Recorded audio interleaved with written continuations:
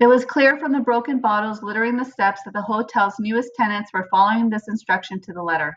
It was also clear that city maintenance workers had given up the notion of ever keeping the building steps and walkway clear of debris, resigning themselves instead to the task of keeping it from overflowing into the street.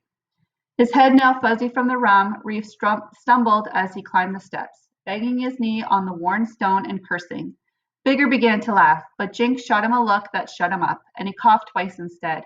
At the top of the steps, Reef tugged at the bottom left corner of the keep parting plywood, easing it far enough away from the door frame to allow Bigger and Jink to slip inside.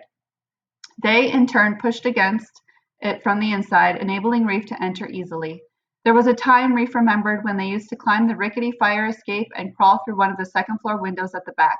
Now it didn't matter who saw them. The pit was theirs.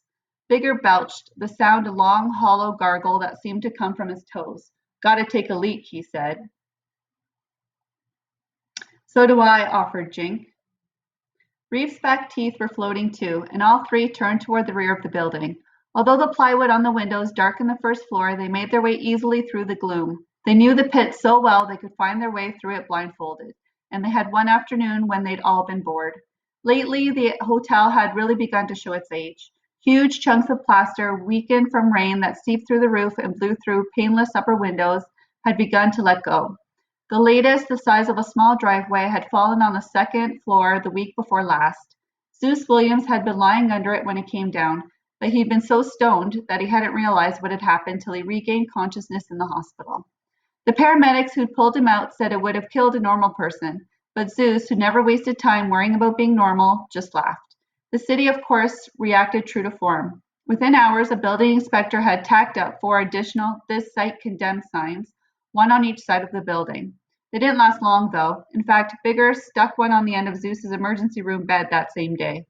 The nurses weren't amused, but Reef and Jink laughed like hyenas until security came and escorted all 3 of them out. The pit was built on a hill that sloped down toward the harbor, so the rear of the building's first floor hung a story above an alleyway even narrower than the one that ran alongside the building. In the days of the hotel's operation, this alley, barely wide enough to accommodate a dumpster, had served only to park delivery vehicles and to dispose of garbage. The only first-floor rooms with windows facing the rear had probably been used as offices. No paying customer would have appreciated that view.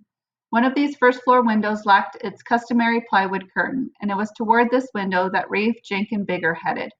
Standing in front of it, they unzipped their jeans and relieved themselves, sending 3 yellow arcs into the alley. "Yes," Bigger yelled. Months ago, some clown had painted a crude target on the asphalt below, and Bigger invariably scored a bullseye. Today was no exception. Reef and Jink grinned. Bigger sure had the height advantage when it came to trajectory. They'd long ago accepted the fact that their huge friend was stronger and more agile than they were, than anyone they knew, in fact, including Bigger's own brother, Kirk. 3 years older and recently laid off from the shipyards, Kirk Ellis was a massive guy who could bench press 250 pounds without breaking a sweat. But even he was dwarfed by Bigger, and people had referred to the younger Ellis brother as the bigger one for so long that few of them used his real name, Bobby. Bigger suited him better anyway. When they'd finished and zipped up, Reef patted his jacket for his smokes and lighter, and his fingers found the rock he hadn't thrown. Annoyance at having been interrupted by the police flickered through him. He hated seeing a good rock go to waste. He pulled a pack of Rothmans from his other pocket and tapped out a cigarette, then offered one to each of his friends. All 3 lit up, then made their way to the staircase behind the lobby, Reef in the lead. No one else was in the pit, which wasn't unusual. The warm June day wasn't forcing anyone inside, and it was far too early for a crack party. Later, though, the place would be jumping. Their footsteps echoed hollowly as they climbed the stairs. Bypassing the lower floors, they stepped out of the 5th-floor landing and crossed the west-facing rooms at the front of the building. The afternoon sun pierced the interior shadows, flooding what had once been the presidential suite with yellow light. This was Reef's favorite place.